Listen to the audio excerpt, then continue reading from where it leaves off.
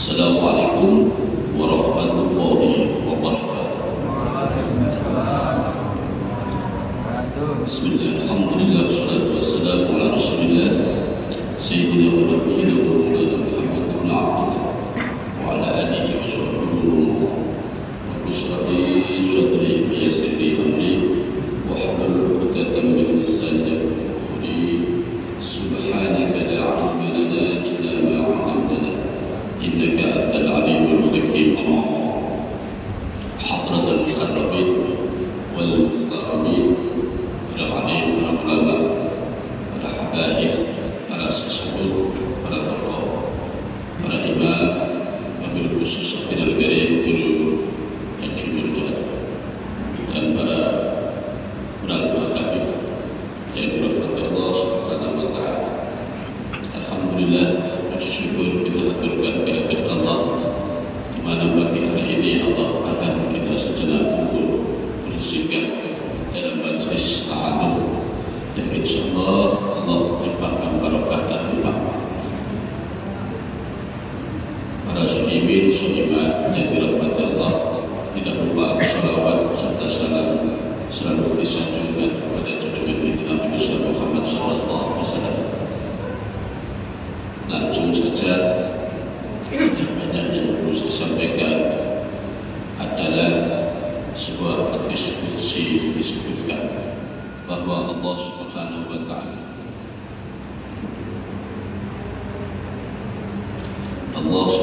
wa taala memberi wahyu kepada Nabi Musa alaihissalam. Pada saat itu Nabi Musa mendapatkan sebuah pertanyaan dari Allah. Ya Musa, wahai Musa,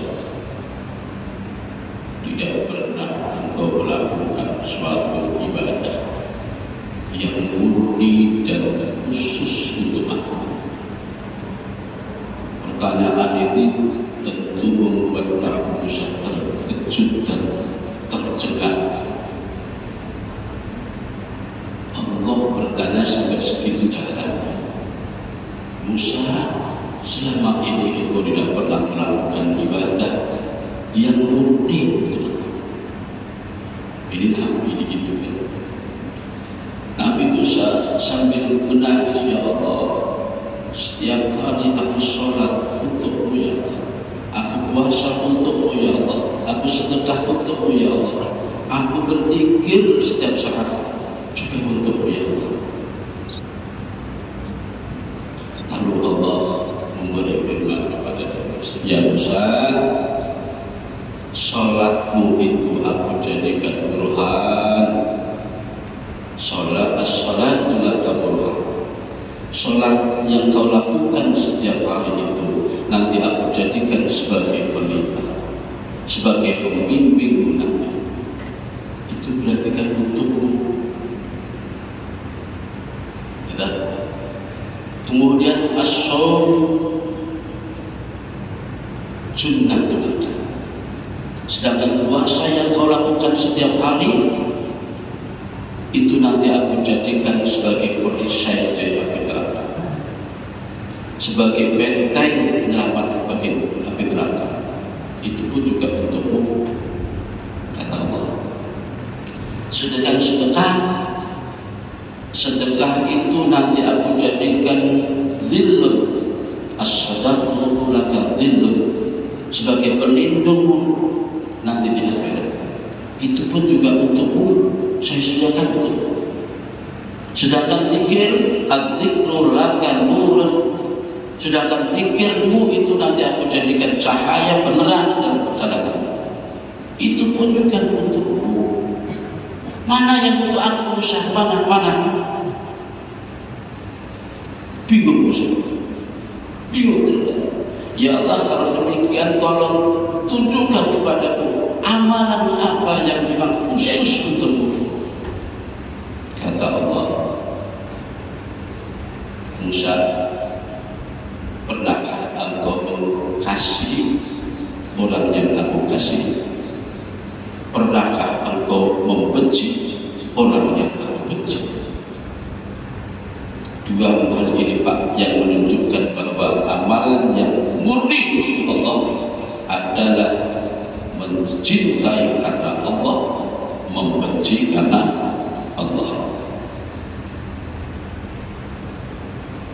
Di dalam Al-Quran disebutkan, A'udzu billahi minasyaitonir rajim, al-akhillau yawma idzin ba'dhum li ba'dhin adu illal muttaqin. Al-ayat. Orang yang saling mengasihi, orang yang saling berhubungan, persaudaraan, persahabatan di dunia, besok di hari kiamat satu sama lain mereka akan saling bermusuhan. Mengapa demikian? Karena mereka menjalin hubungan bukan alasan lillahi ta'ala. Di dalam ayat itu disebutkan illal muttaqin, kecuali orang-orang yang bertakwa. Karena hanya orang yang bertakwa menjalin persaudaraan, persahabatan, percintaan hanya karena Allah SWT. Bertemu karena Allah, berpisah karena Allah, tidur bersama karena Allah, berjalan kemana-mana hanya karena misi lillahi ta'ala. Bapak Ibu yang dirahmati Allah, di dunia ini, dalam kehidupan kita, banyak hubungan kita sesama. Ada yang hubungan antar tetangga, antar teman, antar keluarga. Kita dipertemukan dalam hidup ini. Kira-kira ada misi apa kita dipertemukan mereka? Ada misi apa kita bersaudara dengan si A, dengan si B? Kalau alasan bukan karena lillahi ta'ala, maka besok di akhirat bisa jadi satu sama lain saling menyalahkan. Contoh apa? Ada orang yang ketika di dunia saling mencintai, yang satu karena tampannya, yang satu alasannya karena kecantikan, lalu berhubungan, persaudaraan, berhubungan sampai sedemikian rupa. Besok di akhirat mereka masukkan neraka dengan alasan berbagai macam, yang karena hubungan itulah mereka disebabkan masuk neraka. Yang A menyalahkan, kamu sih dulu mendorong aku macam begitu. Yang satunya, kamu sih yang menyebabkan aku jadi begitu. Jadi satu sama lain akan saling menyalahkan ketika penyebab dari kecintaan mereka hilang di hadapannya. Maka dari itu Bapak Ibu yang dirahmati Allah, mari kita selalu menjaga persaudaraan, hubungan dengan misi lillahi ta'ala. Ada sebuah kisah, begitu dahsyatnya hubungan kecintaan sesama manusia yang dilandasi dengan lillahi ta'ala.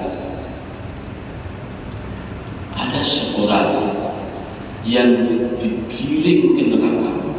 Ini kisahnya saya singkat saja. Setelah dihisab, setelah dihisab, ternyata ini ada dua kisah orang ketika di dunia mereka bersahabat. Orang mukmin semua, dua-duanya mukmin.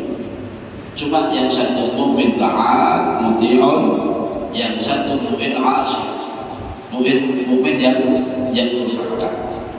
Biasa orang mukmin ada kalanya yang betul-betul taat, ada kalanya yang sesekali melakukan maksiat dan durhaka, tapi tetap ada iman, ada. Jadi yang satu durhaka, yang satu taat. Tentu di akhirat setelah hisab, ini kisah, tentu kisah-kisah yang dialami oleh seorang yang sudah mencapai mukasyafah. Karena ini yang diceritakan sesuatu yang belum terjadi, kiamat. Nah tentu orang-orang yang hatinya sudah tidak ada hijab, jadi dibukakan rahasia-rahasia seperti ini. Nah, orang yang mukmin asli itu dikirim ke neraka, sementara mukmin taat digiring ke surga. Begitu yang digiring ke surga ini melihat saudaranya, kenalannya, sahabatnya digiring ke neraka, dia langsung lapor ke malaikat Tuhan. Ya Tuhan, aku nggak usah saudara, aku mau nolong saudara. Nggak bisa. Aku ditugaskan untuk mengantar ke surga. Enggak, aku nggak mau surga. Wah, antara aku ke neraka. Oh nggak boleh. Nanti saya dimarahin Allah. Akhirnya dari jauh ada suara tanpa ruang. Allah berfirman kepada Ridwan, ya Ridwan, biarkan, lepaskan dia, tapi tolong tanyakan kepadanya apa maksudnya.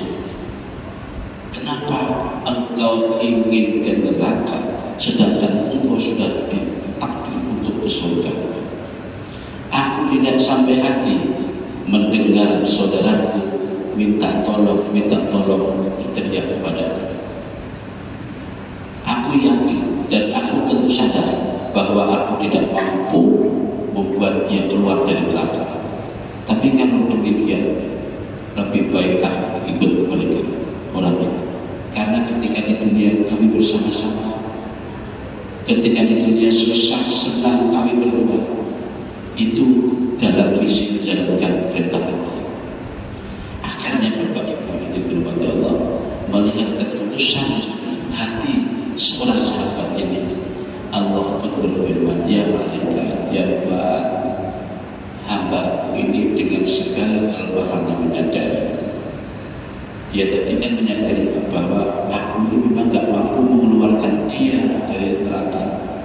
Tapi bagaimana aku menolongnya kalau begitu aku neraka saja? Nah, dari kelemahan, mengakui kelemahannya, Allah tangkap, Allah kasih rahmat kepadanya. Baik kalau demikian, angkat keduanya, bawa ke surga daripada Allah Subhanahu wa Ta'ala. Akhirnya dua-duanya masuk surga. Karena apa? Karena kasih sayang, hubbun fillah wa budun fillah. Dari kisah ini pertanyaan yang mendasar dari kita, pernahkah kita mencintai orang yang dicintai Allah sebagaimana yang telah ditanyakan itu? Pernahkah kita membenci orang yang dibenci Allah? Di dunia ini orang-orang yang dikasihi Allah itu banyak. Karena wali-wali Allah itu ada kalanya yang memang zahir sangat jelas, ada pula yang masnun, yang tertutup. Yang tertutup ini Pak yang susah dan yang bahaya. Ada kekasih Allah yang memang disembunyikan, orang tidak tahu, casingnya saja tidak meyakinkan, ya, orangnya kayak mungkin bisa jadi kayak jembel, tapi setelah hakikat dia jadi kekasih Allah. Disitulah tugas kita mengasihi. Bagaimana kita mengetahuinya? Tentu dari sikap perilaku keseharian pertama. Karena orang yang dicintai Allah itu tentu ada tanda-tanda khusus. Hanya orang tertentu pula yang mengetahui. Ini yang. Dan jangan sekali-kali kita membenci seseorang selama orang itu tidak melakukan hal dan perbuatan yang dibenci Allah. Mungkin di dunia ini banyak orang yang membuat kita kecewa, sakit hati dan sebagainya. Tapi tidak serta-merta itu sebagai alasan untuk membenci orang. Ya, sebagai seorang mukmin kita punya dasar. Kalau kita harus membenci, bencilah orang yang dibenci Allah. Tandanya apa? Ya orang yang melakukan perbuatan-perbuatan yang dibenci Allah, yang berbau durhaka, berarti maksiat, berbau mungkar dan sebagainya. Bapak Ibu yang dirahmati Allah Subhanahu wa Ta'ala, kisah di atas memberikan inspirasi pada kita dalam pergaulan di dunia ini. Mari kita dasari dengan lillahi ta'ala, hubbun lillah wa budun lillah. Sebagai penutup dari perjuangan saya dan penyampaian saya pada kesempatan ini, sebuah kisah sedikit saya sampaikan, menggambarkan begitu luasnya ampunan dan rahmat Allah Subhanahu wa taala. Lagi-lagi saya bercerita, ada seorang yang terkirim menuju neraka. Saya sampaikan ini dalam kitab Irsyadul Ibadah, dalam kitab Tulos segitu juga. Silakan dicari. Orang ini diseret malaikat menuju neraka. Di perjalanan dia nengok ke belakang, masih kayak gak terima. Malaikat yang membawanya sadar, masih nengok lagi ke belakang, sampai di depan pintu neraka. Orang ini masih nengok lagi ke belakang. Diperhatikan, ditanya oleh Allah Subhanahu. Allah bertanya bukan berarti Allah gak tahu. Allah tetap tahu. Cuma proses untuk memberi pembelajaran ya dengan cara ya proses. Allah menciptakan langit dan bumi itu juga pakai proses. Padahal Allah begitu menghendaki pun ya banyak pun sebetulnya. Ya, tapi Allah memberi pembelajaran kepada hambanya. Setiap sesuatu itu ada proses. Nah, orang ini Pak ditanya. Lagi-lagi saya katakan Allah bertanya bukan berarti Allah bertanya. Kenapa kamu setelah perjalanan itu menengok ke belakang? Ya Allah, saat itu aku berharap padamu. Aku ingat akan firman-Mu. Innallaha ghafurur rahim. Engkau yang Maha Pengampun lagi Maha Kasih sayang. Saya berharap Engkau mengampuni dosa.